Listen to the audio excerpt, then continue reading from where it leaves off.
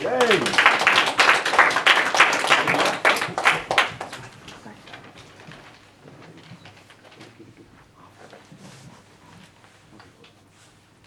The Little Engine That Could, a childhood classic that has a lot of lessons, not just for children, but also for us adults.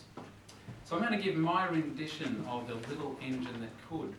But I'm not going to give a summary or a conclusion at the end. I'm going to leave that to you. So I want you to tell me 2 lessons that you could glean from this story. I think one lesson is going to be quite easy, but let's stretch ourselves. We'll try and find 2 lessons. So let's start. A little train was winding its way up and down the hills, around the valley, and over a rickety bridge. It was a very long train, and it had lots of animals on it. It had elephants, it had giraffes, it had monkeys, and it also had cargo.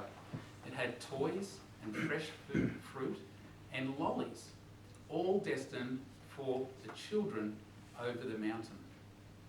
Now, as it went over the rickety bridge, a big plume of smoke came out of the funnel, steam whished out from between the wheels, and it stopped. Because you see, it had run out of coal. And you need coal to make fire, and you need fire to heat water.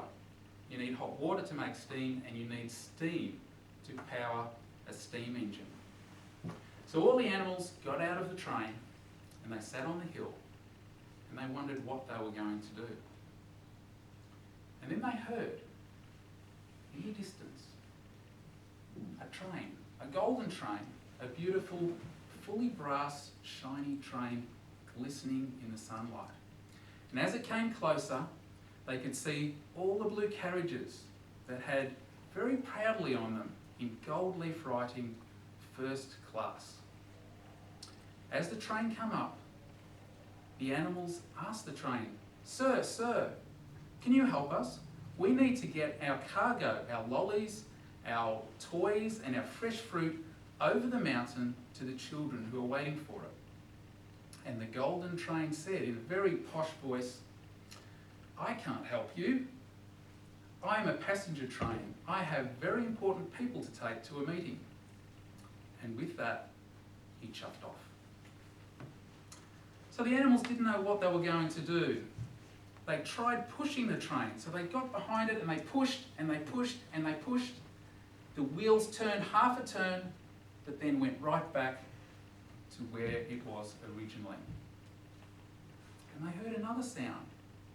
And this time, it was from this direction, and it was a big black train, a big powerful train. And it came along the side, and they said, "Sir, sir, please help us. We need to get our fruit, our lollies, and our toys over the mountain to the children who are waiting for it." And the black engine said, in a very gruff voice, "I can't help you. I have important cargo. I have a printing press that is required to print newspapers." And with that, he chuffed off. Now the animals didn't know what they were going to do. They sat on the hill and just looked at their train, not going anywhere. When they heard another sound, but a little bit different to last time. It was a chickadee-chick, chickadee-chick, chickadee-chick. And they saw in the distance a little blue train. And it just had one big wheel either side and 4 little wheels at the front. And as it came up over the hills and towards the rickety bridge, it said to them, "Hello friends, can I offer some assistance?" And the animals, with very big smiles on their faces, said, "Yes, we need to get our toys, our fresh fruit and our lollies over the mountain to the children who are waiting." And the little blue engine thought for a little bit and said, "I'm just a shunting engine. I just take carriages from one side of the yard to the other." But then he said, "I think I can."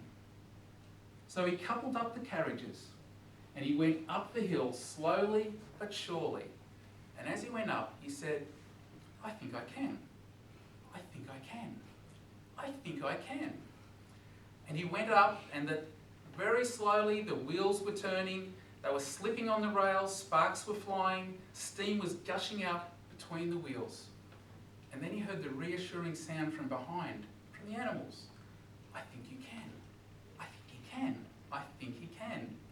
He was getting higher and higher, and still he would say, I think I can. I think I can. I think I can. He got to the top, ran down the bottom, and delivered the toys, the fruit, and the lollies to some very happy young children.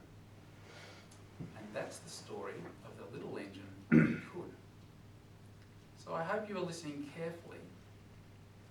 Who would like to share a life lesson, cross-generational life lesson from that? The first one's easy, so I get in. Believe in Who'd like to share? Barat. Believe in yourself. Believe in yourself. Yes. Size doesn't matter. Sorry? Size doesn't matter. Size doesn't matter. I think you may look at skill, you may look at brawn,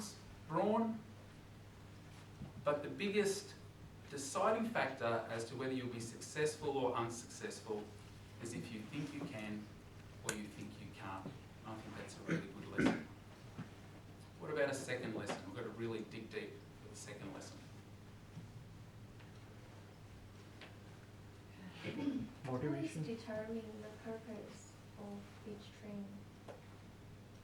Like, so why the description gonna be like the golden,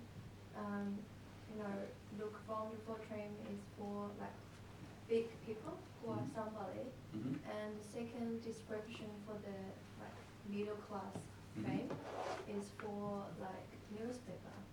Then I think there is something showing us, and the train who are be responsible for delivery. There is like seems not important thing to the children's is like animals. Yes. They are generous. Yep, I completely agree. Yes. So it's a little bit of the Good Samaritan story. So we had an engine that was in trouble, and we had 3 engines who could help. The first 2 were the most qualified, and they both declined to help. The third one, who was the least qualified, was the one that stepped forward and said, I'll help. And probably, I think the life lesson there is, I think maybe the world would be a better place if there was a few more little blue trains who would stand up and say, I think I can. That's right. Thank you, Stephen. Thank you.